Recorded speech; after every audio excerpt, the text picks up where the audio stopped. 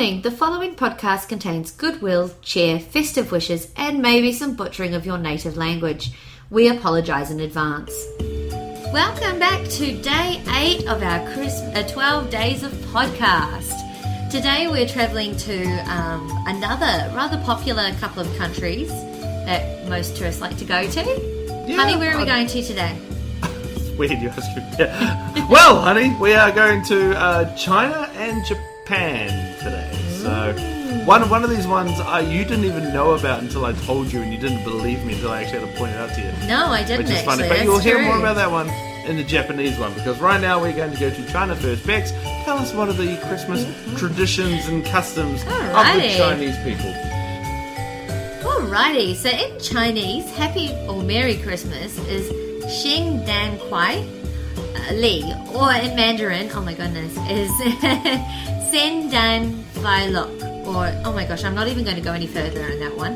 In China, Santa is known as Xing Dan Lao Ren, also known as Old Christmas Man. Only a few people have a Christmas tree or celebrate Christmas at all. If people do have a tree, it is normally a plastic one and might be decorated with paper chains, paper flowers, and paper lanterns. They might also call it the Tree of Light, which is quite sweet, I think. Mm-hmm. The Christmas trees that most people would see would be in shopping malls. Christmas isn't widely celebrated in rural areas of China, but is becoming more well known.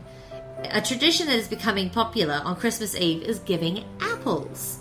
Many stores have apples wrapped up in coloured paper for sale, and people give apples on Christmas Eve because in Chinese, Christmas Eve is called Ping An Ye, which means quiet or silent night.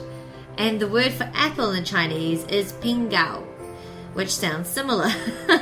Some people go carol singing, although not many people understand them or know actually about the Christmas story, but Jingle Bells is quite popular.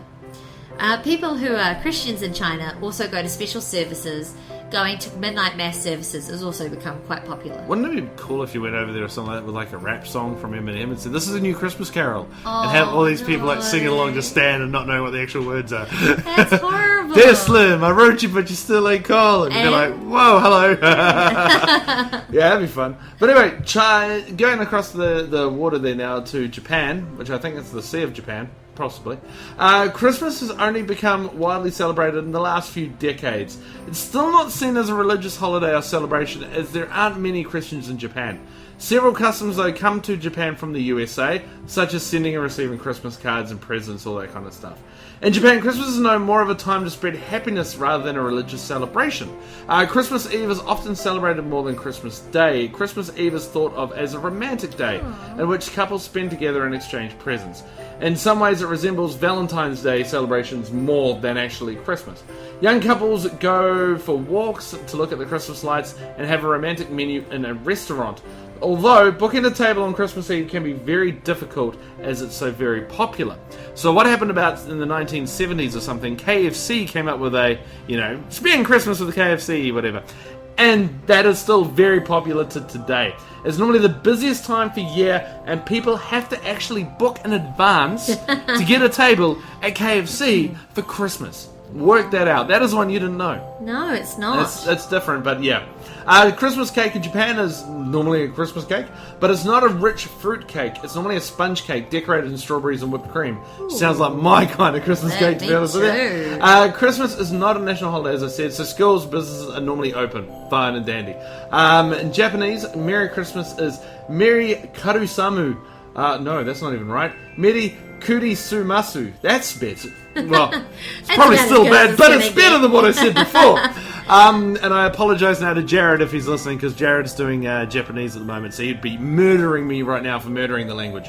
Parties are held by children, games and dancing. Christmas cake, as I said before, given out with flowers, trees, and figures of Santa Claus decorating it. Santa is known as Santa-san, or Mr. Santa. Another gift bringer for Japanese is Hoterosu.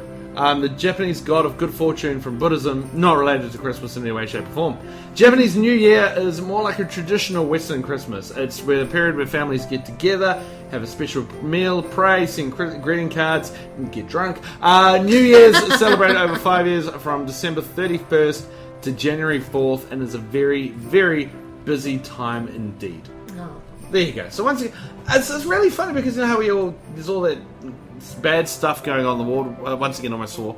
Bad stuff going on in the world at the moment with whatever you want to call it and everything else like that. And yet it's funny the fact that so far everything we've read and everything we've done in the studies of all these things, peaceful, getting together with family and friends and just relaxing, chilling, have a good time, Becoming that kind of a part of a community. It's exactly. so lovely. So why does everyone try and do different? Anyway, but that's not time for here. No, this is not that kind of a podcast. This is not a political conversation. No, it is not. This podcast is just about good fun and goodwill and everything else like that. But yes, no, you didn't. Yeah, as we were saying before, that you didn't know about the KFC. No, Japan and when you thing. told me, I thought it was quite sad. Yes, but now that I know that everybody does it, it's Yeah. a completely different story. It's not some guy just sitting there by himself scoffing down a double down burger and a No. quarter things. And Although I'm fairly hungry. I vaguely remember you telling me one time that you had a family Christmas tradition where you and your parents might sometimes go down to McDonald's for breakfast on Christmas morning. Yeah, that was fun. Yeah, not in this household. And I then- make and then we- waffles. Making waffles. But it was fun. It was cool. We'd go down there and just have a bit of a breakfast meal and stuff like that. And it was fun to see other people doing it as well. And it was weird but kind of cool as well. Seeing that parents would bring down their kids and would be opening up some presents down there too, which I thought was quite cool. Where, kind of. But it's those people alone that are sitting there in the restaurant Oh. and you feel so miserable for Yeah, them. but 9 times out of 10, you'd rock over to them and they'd either be really, really rude and really just like, oh, well, leave me alone, I want to eat my Big Mac in peace. Or they'd be like, yeah, come sit with us. That's sweet, and you'd have a chat with them. It was great. But anyway, that's a whole new, different podcast. So this one's finishing right now. Thank you so very much. Make sure you listen in tomorrow. And Merry Christmas.